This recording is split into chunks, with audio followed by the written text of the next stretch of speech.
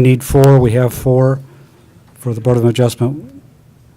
5. All right, you're ready.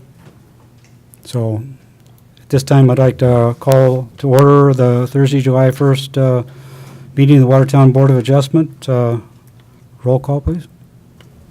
Stonebarger, Here. Hanson, Here. McGuire. Here. Dolly, Here. Albertson, Here. Arnold, Shriver, Johnson, and Stein are absent. We have a quorum. I'd need a approval for the minutes of July 23rd, 2016. Did I hear a motion? Motion? Motion by... All in favor, say aye. Aye. Motion approved. Number 2 is applicant Casey's General Store seeks conditional use. Jill? Applicant seeks approval to allow for the sale of alcoholic beverages. Let me turn on the overhead view here first. Okay. Applicant seeks approval to allow for the sale of alcoholic beverages in a convenience store located in the I-1 Light Industrial District pursuant to 213203, contingent upon compliance with location 210102, purpose of the I-1 zone 213201, and specific rules governing individual conditional uses, including but not limited to 210202, 2B6A through H. A little history of the Casey's property. In 1997 is when there was board approval for variances for a future convenience store. In 1998, underground fuel tanks were approved by City Council. Again, in 1998, a 2,720 square foot convenience store was built. In 1998, again, there was a fence and a canopy constructed. And in 2015, just last year, 2 building additions received variances for construction. In the staff findings, Bar Tavern is not a listed conditional use in the I-1 Light Industrial District. However, per 213203, conditional uses for the I-1 district, the Board of Adjustment may permit other uses which in its opinion are not detrimental to other uses and are in the general character of other uses in the I-1 district if they meet the purpose of the I-1 district per 213201. The following rules, requirements, and standards of the ordinance are to be considered for approval. The applicant submitted the attached site plan, which reflects or does not reflect these regulations. 210202, 2B6A through H, again, the specific rules governing individual conditional uses. They pertain to ingress and egress, off-street parking and loading, refuse and service areas, utilities, screening, buffering, signage, exterior lighting, required yards and open space, and general compatibility. Location. The property complies with location, which is under section 2.0102 in the ordinance. This property is not located within 100 yards measured by the regular and usual path of travel from any door or exit of any church, school, boys or girls clubs, or community-sponsored recreation center. So it meets that. Other chapters that the board must deal with in considering conditional uses are Chapter 2163, off-street parking and loading requirements. Chapter 2165, outside storage and display requirements for specific uses. Chapter 2173, landscape and lighting standards. And Chapter 2180, signs and outdoor advertising. Signage was not addressed in this application. Any signage would be required to be issued by a compliant signage permit. Variances were granted, as I mentioned, in 2015 for expansion of this store. Those improvements are not yet completed. I don't believe they're even started. And in that southerly addition, which will go right here, that's where they want to put this liquor store section.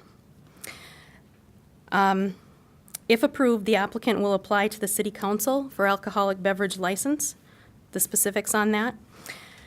So this board must determine if satisfactory provision and arrangement has been made concerning 210202, 2B6A through H, and the chapters that I specified previously. And if endorsed, this board has the authority to compel fulfillment of any and all boulevard infrastructure requirements in conjunction with any structural improvements authorized by building permit, Staff does recommend that within a one-year time period, the applicant submits rezoning application for C3 Highway Commercial District, within which Bar Tavern is a listed conditional use per 21-28033. Could you put up the diagram of the building? This is the Okay. floor plan. The squiggled line shows the new addition, and the solid line, the square, shows the liquor store sales area. Okay, now in 2015, we approved a 15-foot addition onto the building. And this floor plan shows a 17-foot addition onto the building? Correct. It actually shows right up here that it's 17 foot 2 inches, which is, shows that it's 17 foot 2 inches, and the maximum approved variance last year was for 15 feet. So there was some miscommunication, someone didn't get the message. Okay, and that was, the additional 2 feet has not been asked for or advertised? Right, that is not part of this application. If they cannot revise their plan, let's say you approve this conditional use, that's what we're here for. And if they cannot revise their plan to fit last year's variance approval, then they'll have to come back to you for a new variance because it was not public noticed. Okay. With that, I'll open the public hearing. If anybody's here to speak before or against the motion? Mr. Chairman, if I may, I just want to, Mayor Thorson, I want to let you know that I've had at least 4 phone calls about this, and the concern that I think most of these other owners in Watertown have is that they have had to comply with a liquor store within their establishment, but it had to be a closed-off wall, and they had to have separate help to do the work. Where their concerns is on this particular one, I believe there's a doorway through there. And I don't know, and I haven't been privy to if they're going to have additional help inside this or not. So I just want to let you know that's the concern that I'm hearing out there. I don't think there's a big heartburn if they have it, if it's closed off like others have had to do in the past.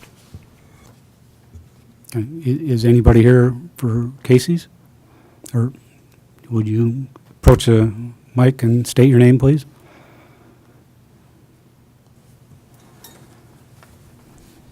My name is Adam Niemeyer. I'm the district manager for Casey's General Stores. Okay, in the past, Adam, like the mayor said, we do not allow or have not allowed general beer and wine in the convenience store. We have required that they have a separate room or building with an outside entrance. And the interior door is very iffy. Interior windows are very iffy. Do you plan on having separate people running the beer and wine section? We do. I had just got off the phone this morning to confirm that we would have attendant in that store at all times from the times that we can sell alcohol. Now, the way I understand it, this is an interior wall? And that's an interior door in between the liquor store and the convenience store? Yes, sir. And you also have windows there. What's the purpose of those windows?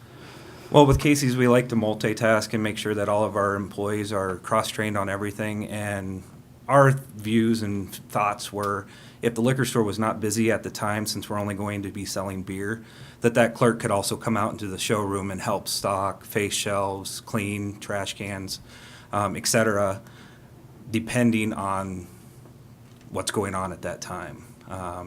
We require that all employees help with the cleaning process. And this is a liquor store within the store is kind of new to me. Usually we have the whole thing in the store. So I will do whatever we have to make this work. I'm willing to do that because you guys are working with us great. So if that's a concern, I'm sure that we could take out the windows in the door, but that's kind of our view, is that way we can help each other and see what's going on in both areas. And plus, for me, it'd be a safety concern that there's only one tenant in that liquor store, where with Casey's policy, we always have 2 people at all times for safety reasons, for robberies and stuff like that. That way, we can see in there too, so if there is a potential problem, that we can report that or try to help any way that we can. Any other comments, questions? So you wouldn't have a problem having a, just a one door? Just for the one door on the interior? I don't know, just the one door from the outside going in? If that's absolutely what we would have to do, I'm sure that we could do that. Where mainly my concern is just the safety of that clerk that's in that store, not being able to be seen by the clerk in the store, the other part of the store. I think the problem lies where a lot of people in town here with the other liquor stores have, basically conformed with the door going outside and so forth, so I think that would be a major concern with some of the other business owners here in town. What about just having the window and not the door on the interior? You have security cameras in there, don't you? We do, but And the where- employees who's- don't have access to our security system, so only management would. So nobody's monitoring the cameras on a day-to-day basis? It's after hours or something, or? The manager can go and watch video from that day's recording, but it's not, we don't display all of our screens at one time for safety issues. Could I ask Mr. Hokie to step up here real quick? I just got a couple of questions on.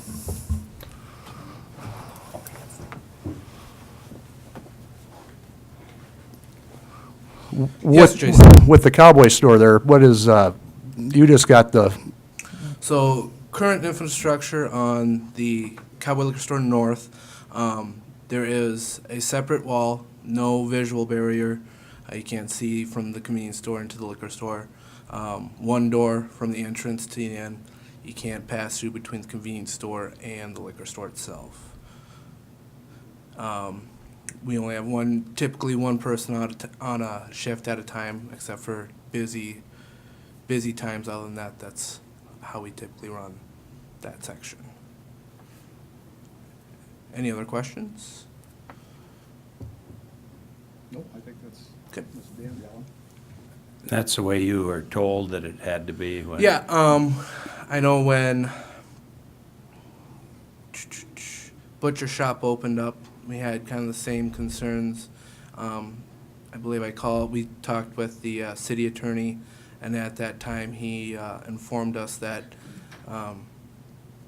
it stipulated that there had to be a wall, physical barrier, and a separate entrance from another establishment, separate altogether, and that it had to have a separate till and a separate staff running that portion itself.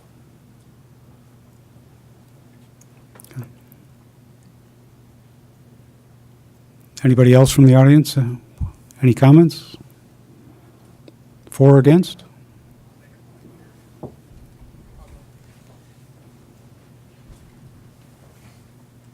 Luke Muller, First District, just 2 points that you're probably aware of, one of which is you do, as a Board of Adjustment, absolutely have the ability to add conditions onto a request if you feel it's in the nature of the request or pertinent to it. So you've got the ability to attach a condition, as has been mentioned, about requiring a door there and not in between. That's something that's typically allowed within conditional use requests. The other one is one that I try not to ask questions I don't have any idea on in this case. I'm not sure if you have any other, if you've issued any other, what would be bar tavern in the industrial district. And so at a minimum, I don't think we paid enough attention to the fact that there should be a requirement that at a minimum that property be rezoned, if not at all, if not to wait for this request until it is rezoned. So just a couple of points. So when you're saying wait for the request, a requirement that it be rezoned within a year is sufficient or insufficient in your opinion? or- I wouldn't go either way. The reason I'm not going to dive out there is because I don't off the top of my head know if you've got other ones out Yeah. there. If I did, I would tell you. But I don't off the top of my head know if you've got other ones out there. If you did, then I'd say just wait. If not, then. Just I'd looking say for some help. Oh, you're welcome. Yeah. But just for clarification, Shane Waterman, but they could put that condition on them that to rezone at X time past this meeting, right? To apply for a rezone, correct? Mhm.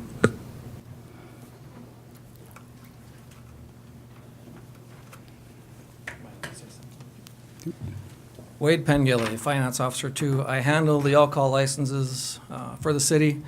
Just to clarify something, I was never approached that this was going to be a bar. This will be a packaged liquor, packaged malt beverage license. Beer only, no video lottery, and no serving in the building at all, strictly off sale, just so you know. No wine, just beer? Just beer is all I've been approached with so far. Okay. Correct? Yes. Yes.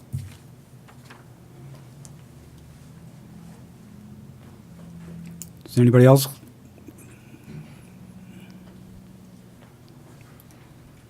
John May. I guess my biggest concern too is just the door and the windows facing into the convenience store itself. Been in the liquor industry long enough to know that it is a high-risk industry for theft as well. That's why you have to have a clerk in the position to stop that from happening all the time. And I don't think with their business plan, the way it was mentioned, that that's always going to happen. And eventually we're going to have people walking through their convenience store trying to purchase beer at their main till. And that is kind of a concern of mine, so throwing my 2 cents out there.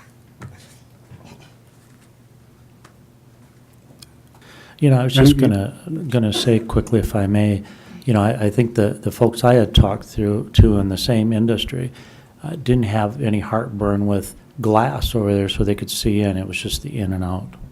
Okay. Yeah, good. Go ahead. Adam Niemeyer with Casey's again. Just one thing I'd like to say too is I oversee South Dakota, Minnesota, and Iowa, and I have 51 stores altogether.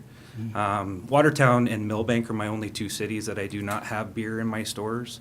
And I understand the concern for theft and other things out there.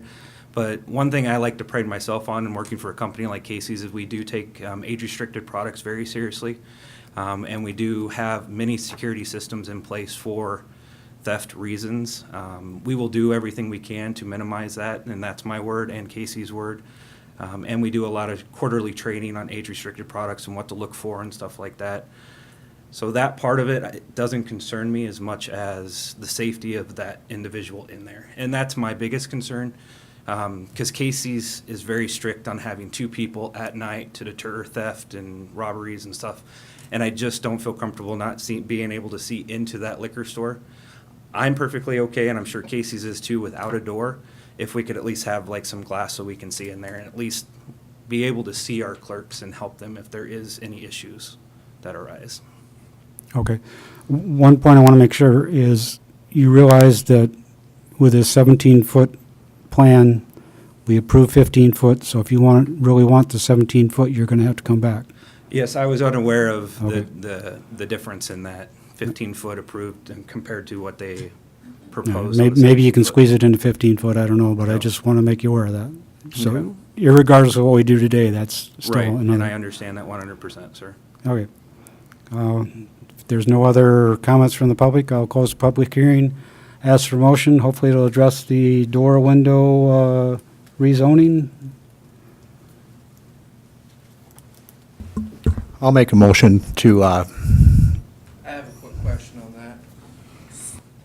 So since it is just going to be beer packages, is it going to be strictly limited for the life of the business as just beer packaging and later down the line not beer, wine, and liquor?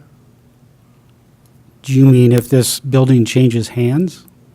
Or what do you, So right now it's just going to be beer if this is implemented. So Correct. 5 years down the line, they can't come back and say, we'd like to add another 10 feet and introduce wine and liquor in this establishment. they could come back to this board They could, and okay. request it, yeah? Okay.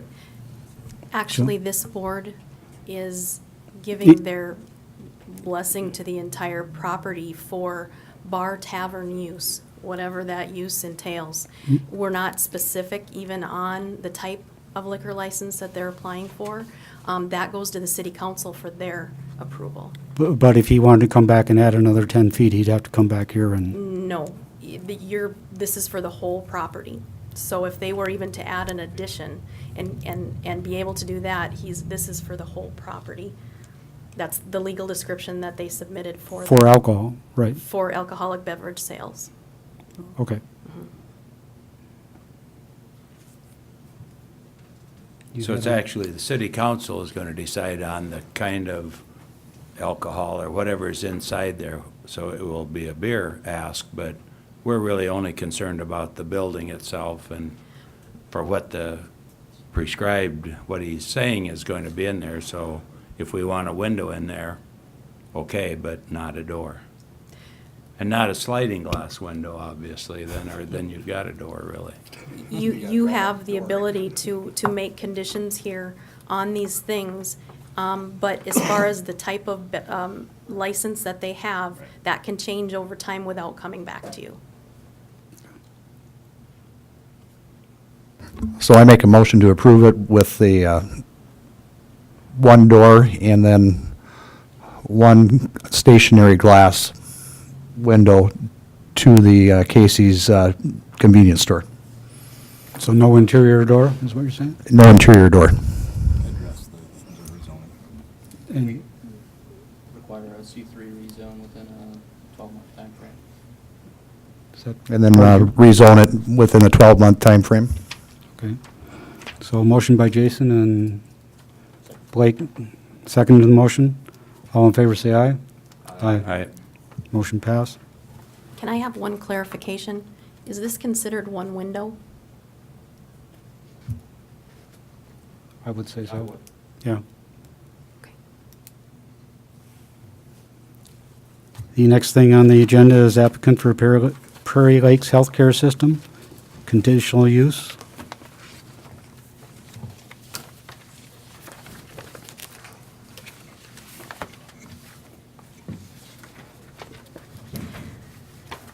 Okay, applicant seeks approval of modification of a site plan. And I will show you the overhead on this here. This is for the Prairie Lakes Hospital facility. Okay. Applicant seeks approval of modification of site plan for the expansion of a medical facility previously approved by a conditional use, formerly known as special exception, contingent upon compliance with specific rules governing individual conditional uses, including but not limited to 210202, 2B6A through H, and concurrently, the applicant appeals the following ordinance regulation to allow for that construction, which is Section 210302, which prohibits the alteration, modification, and/or enlargement of non-conforming structures.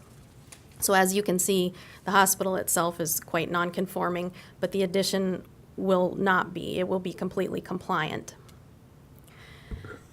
Prairie Lakes Healthcare System submitted application for conditional use approval for modification of site plan, including parcel expansion, to facilitate the construction of a compliant medical offices addition onto a legal non-conforming building and allow for new parking lots in the proposed expansion of the existing medical facility. A little bit of insight into what they are proposing. The proposed building addition will be a 2-story brick and glass medical office building with a relocated helipad mounted on the roof of the building. There is an existing helipad located on grade that is being proposed to be removed. A new entrance vestibule at the emergency department, a reconfigured ambulance garage, and a new perimeter link between the main hospital entrance and the proposed medical office building are also being proposed as part of the improvement immediately adjacent to the proposed building addition. The parcel's legal description as submitted is comprised of 4 zoning districts: R1 single-family residential, R2 single-family attached residential, R2A single-family attached residential, and R3 multifamily residential district.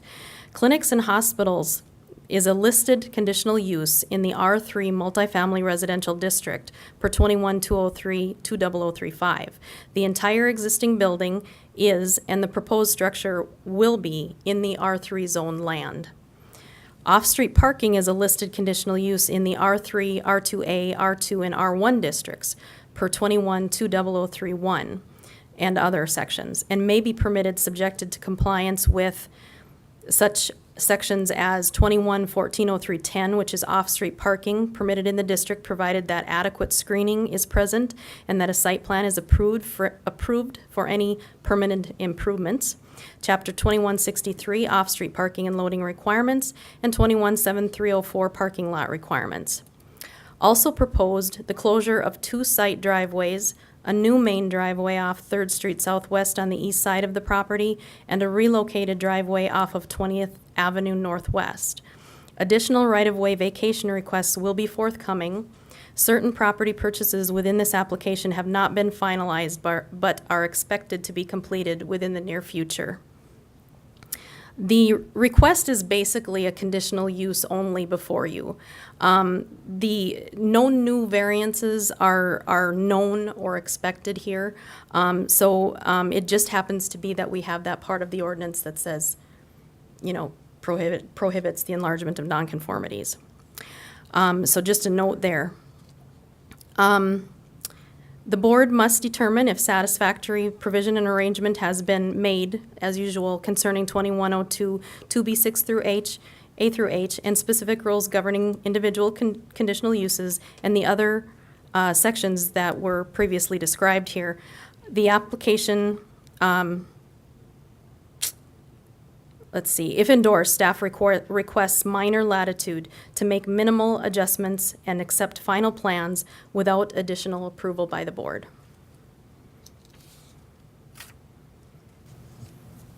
Okay, with that, I'll open the public hearing. Anybody here speak for or against the application? Come on up and state your name, please.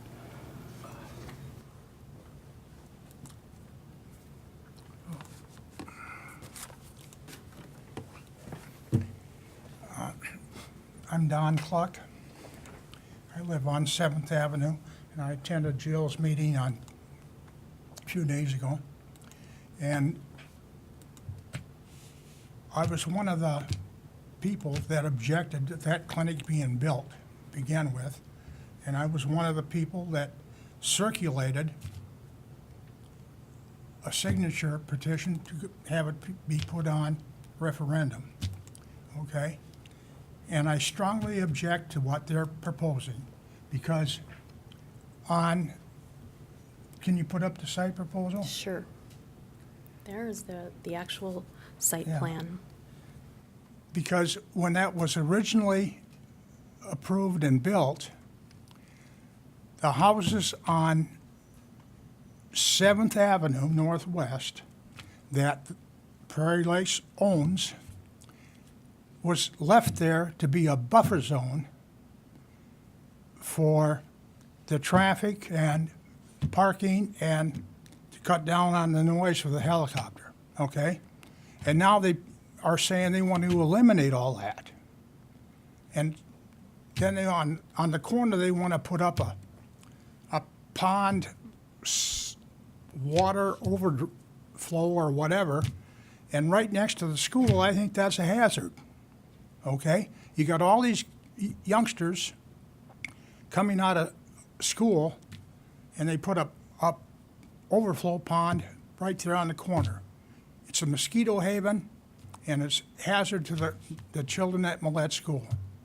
And that buffer zone was promised that it would stay there, and that's my objection to the whole project, okay? Back when that clinic was built, it was suggested that they take the whole thing out north of the city and buy a piece of property and rebuild the clinic and the hospital and use the old hospital for a elderly nursing home, okay? But that never materialized, and they got their way. But right now, I'm objecting to them taking that buffer zone houses, those 3 houses, and moving them out or destroying them, whatever they're gonna do, as a buffer zone, okay? And what I would like to say to the whole committee is, on the first sentence of conditional use request, how do you spell facility? Okay. I just thought I'd bring that up too. But anyway, So you live on 7th Avenue? I live on 7th Avenue. On the south side of 7th Avenue? South side of 7th Avenue. Okay, and if those, Lives about right there. if those houses were to be taken out, would you be amenable to a fence on the north side of the road? Would I be what? Would you agree to a fence on the north side of the road to block the noise and the? Absolutely not. Okay? Okay, Those houses were supposed to be left there for a buffer zone, so we could not see the traffic at the hospital and cut down the noise on the helicopter coming in. And they're suggesting or recommending that they be taken out, and I object to that. It will lower my property value and everybody else's on 7th Avenue. So, right now, I think I'm classified as an R1 or R2. If you lower my thing to an R3 so I can put in a physical therapist's office or something, then fine. But looking out my front window and seeing all those cars parked there in front of my house, that's not acceptable.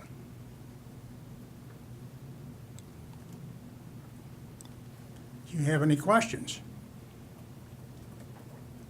so other than leaving the houses there, there's nothing that would satisfy your concerns? Pardon?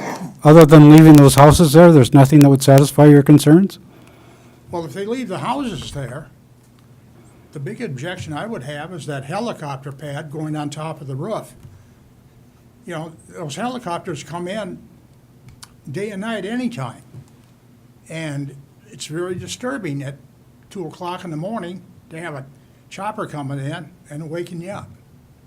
So putting that helicopter pad on two-story building, it's not acceptable noise-wise. Okay. Anything else? Well, I think that is the way they do it, like in Sioux Falls, I'm familiar with, Sanford and Avera, they do have their helicopters coming in. Yes, they And do. I don't know how you could really get around But- the noise of 2 o'clock at night. That's, But in Sioux Falls, they're not in residential areas. They're in business areas and medical areas. They're not in residential areas. So don't compare us to Sioux Falls. This is a residential area they're going into.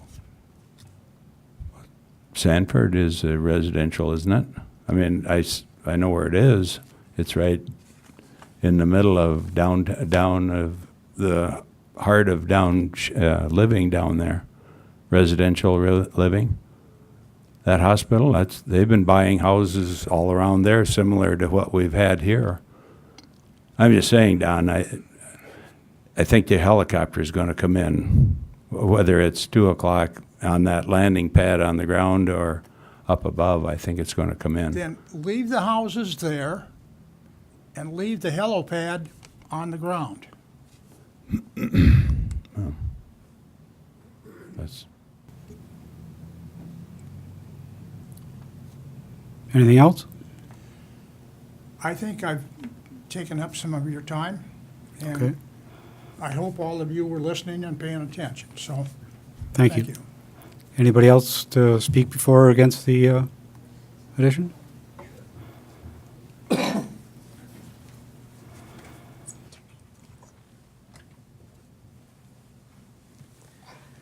Hi, my name is Scott Davidson, architect working with Jill in the hospital. So one thing that I'd like to address, so when it comes to noise barriers, there are actually a number of different avenues. I understand the houses as a buffer, but I actually think from a sound, fences properly designed might actually be a better solution. So when we designed the chiller building that was put there a number of years ago, there were also noise concerns with that.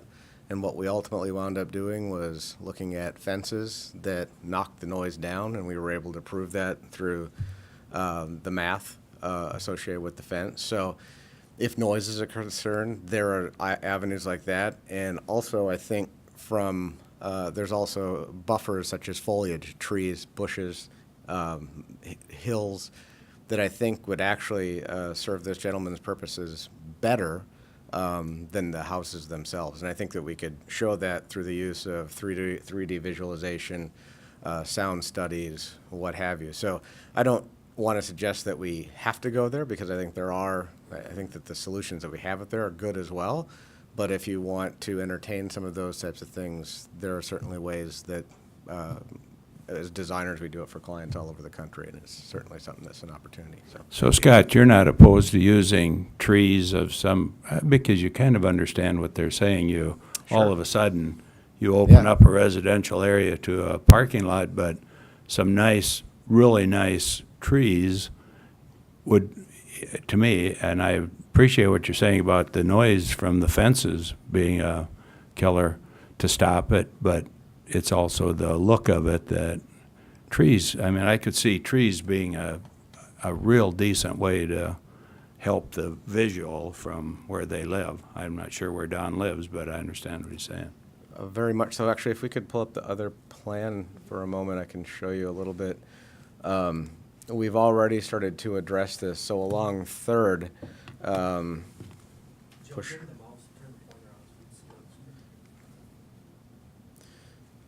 So along Third, we had already been planning on a series of berms along there, which would, and berms being basically small hills, running along there, along with bushes and trees.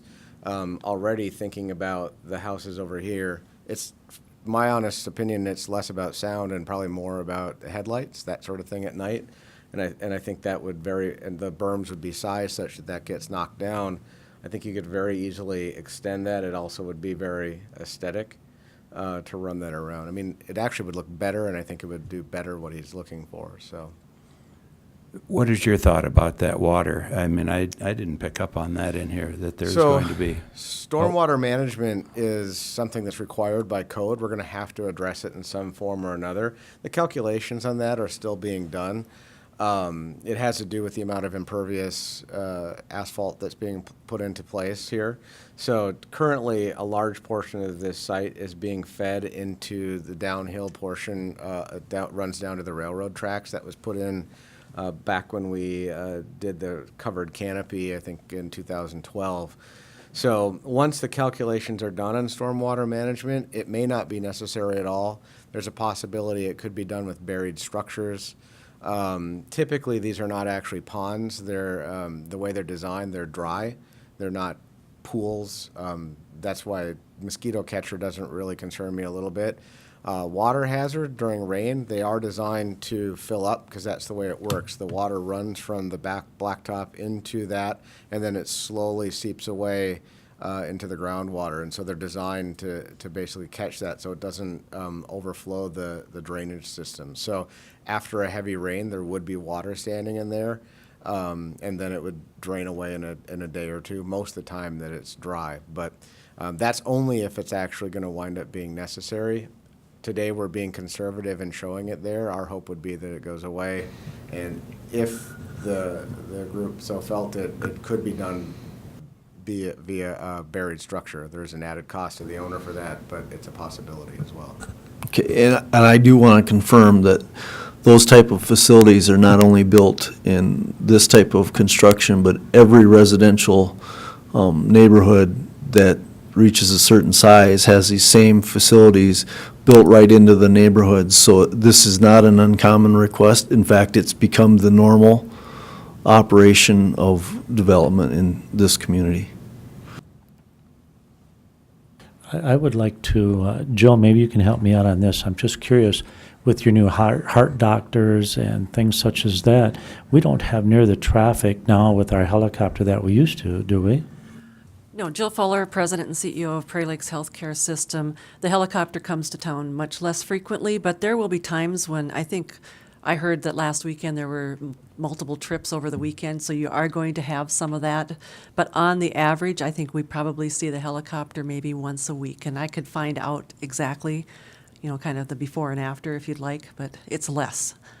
We send out major trauma patients that need the services of a neurosurgeon, since we don't have that in Watertown.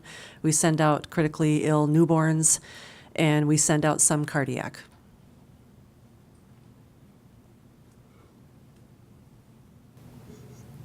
If I could make a comment Go on ahead. the helipad too, and Scott, if I've got my details wrong, you can back me up. But currently, our on-grade, on-the-ground helipad is grandfathered actually by the FAA, and we cannot expand any part of our building even an inch without violating the grandfathering they gave us for it. The space is too small.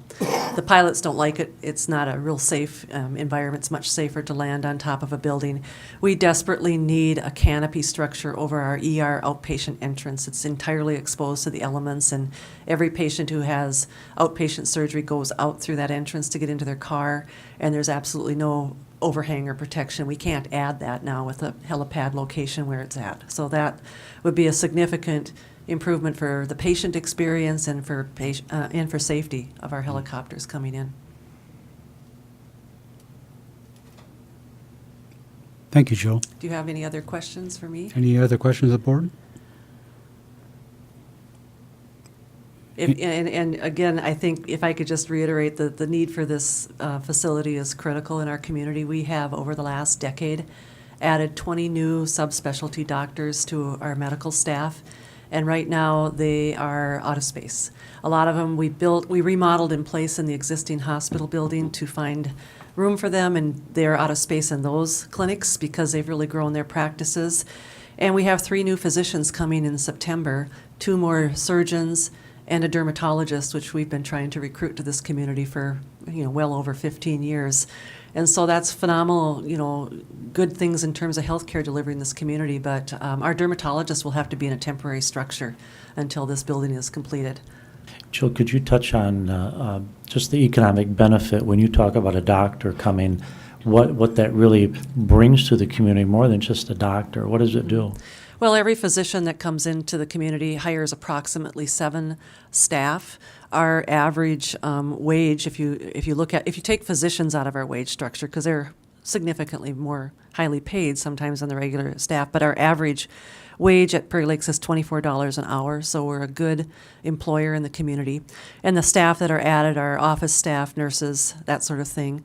They also bring patients into the community from the 10 counties we serve. We have 18 rural outreach sites going into western Minnesota, Sisseton, Millbank, and those doctors, those specialists go out and do outreach, and they try to do what they can in those communities because we believe that healthcare should be local, but there are procedures that those patients can't have in their communities, so then they come into town to have a surgical procedure or cath lab procedure. So then you have some economic impact from that too. Again, that's we have 550 employees, and we're continuing to grow our healthcare system. So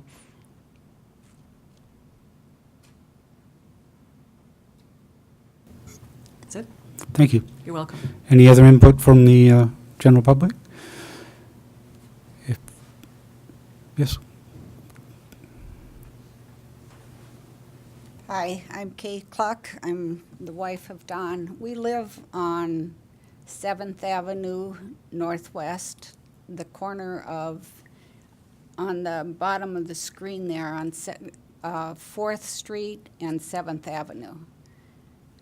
Go down just now, kitty corner where you were at now. I need to change to this screen. So you're actually down Right, here? Is this 321 7th Avenue. 320, I'm sorry, 320. What we're, noise-wise, we can put up with, the buffer houses are what is important to me. Looking out my kitchen window, I'm gonna see parking lot and cars. when the clinic was built, they promised, we didn't get it in writing, but they promised that those houses on the north side of 7th Avenue would stay so that it would look more like a residential area and not a big parking lot outside our windows. Thank you. Thank you. With that, I'll close the public hearing and ask for a motion. I would make a motion. Scott, do we need to have something in it as far as, because I appreciate what the clocks are saying with this. Do we need something in there that says there will be trees planted along? Because they really don't want to look at cars and, because they've got houses now. But do we need anything in there, Jill? Or maybe Jill, or is it an understood, or? It would be good to have some specifics on, or maybe we could come back with a plan that would be acceptable through the building official and the city engineer and review that, an amended plan. I just want a little help in wording that to make sure that there's something so they don't look into a fence. And 'cause I like that tree thing.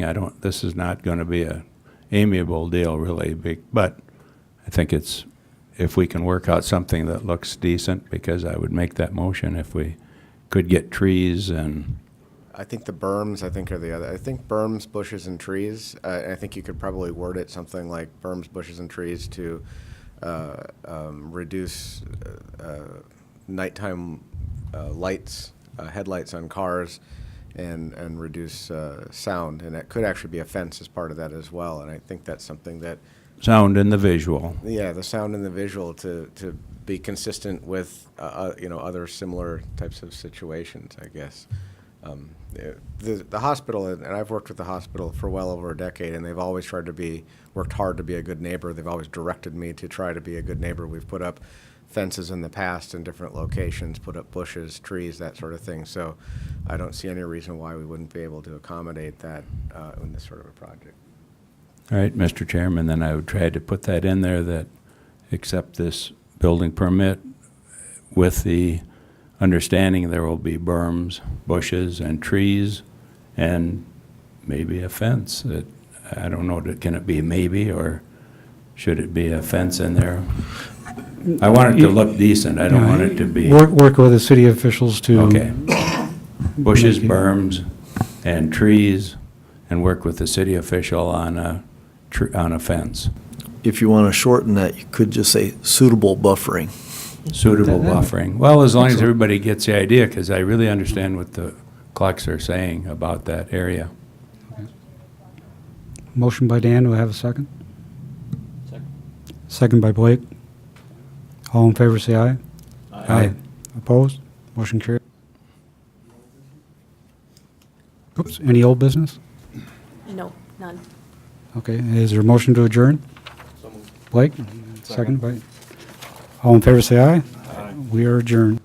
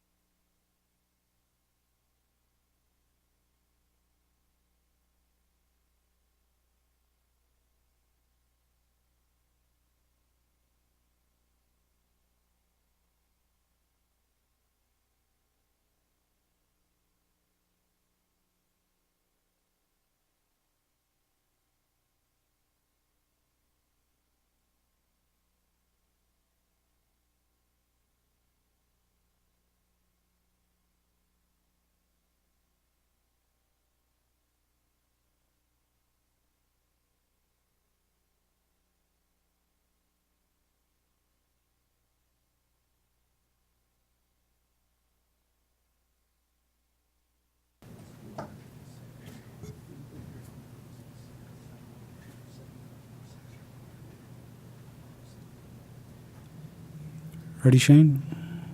Okay. This time I'd like to open the Watertown City Plan Commission Thursday, July 21st, 2016 meeting. Have a roll call. Stonebarger, Present. Hanson, Here. McGuire, Here. Dolly. Here. Arnold, Shriver, and Stein are absent. Okay, first I want to take the pleasure and welcome two new staff members to our proceedings here. One being Justin Getz, who is our new city attorney. This is his first meeting with this board, so I want to welcome him and all of his knowledge and background that we can utilize his skills well for our boards. So the other one I want to introduce is Brandy Hanton. She's sitting two people to my left, and she is our new urban planner. So you'll see her in this seat quite frequently, and we'll get her built into doing presentations. I just spared her that burden for tonight. So I would like you to welcome both of them. So with that, we'll proceed, Mr. Chairman.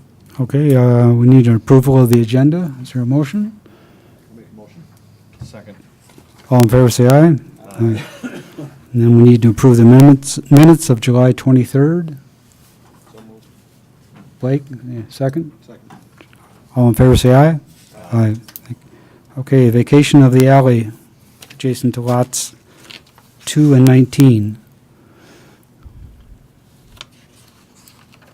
Okay. Mr. Chairman and Board, this is part 2 of vacation request. It is also related to the hospital discussion, which just, it's completely related to the business that was just conducted in the Board of Adjustment meeting.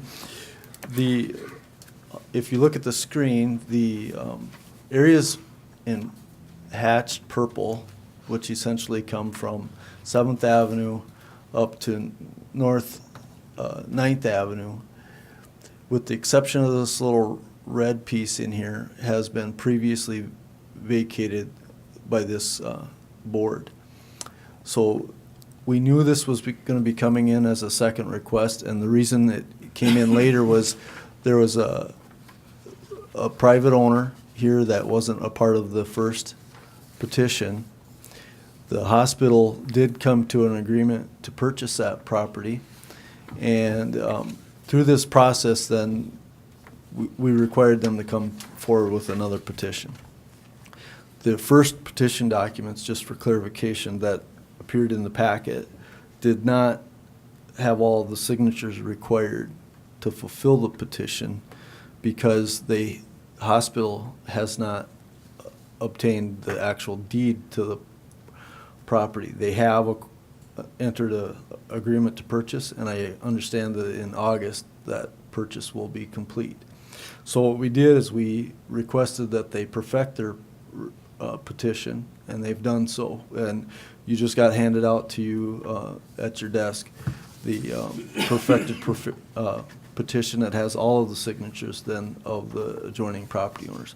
With that said, I don't have anything additional to add, except that now there's no need to maintain a utility easement for this vacation. We can grant the vacation completely and remove all utilities. Great.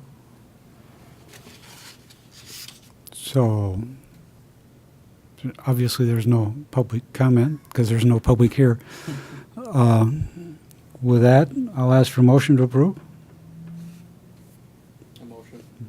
Blake again, and Jason, thank you. Any discussion? All in favor, say aye. Aye. Motion passes. I have a question. Now that we have an urban planner and are with Luke working closely hand in hand, are we going to get a hospital campus district and a school campus district? And so we don't have to go through some of these hoops?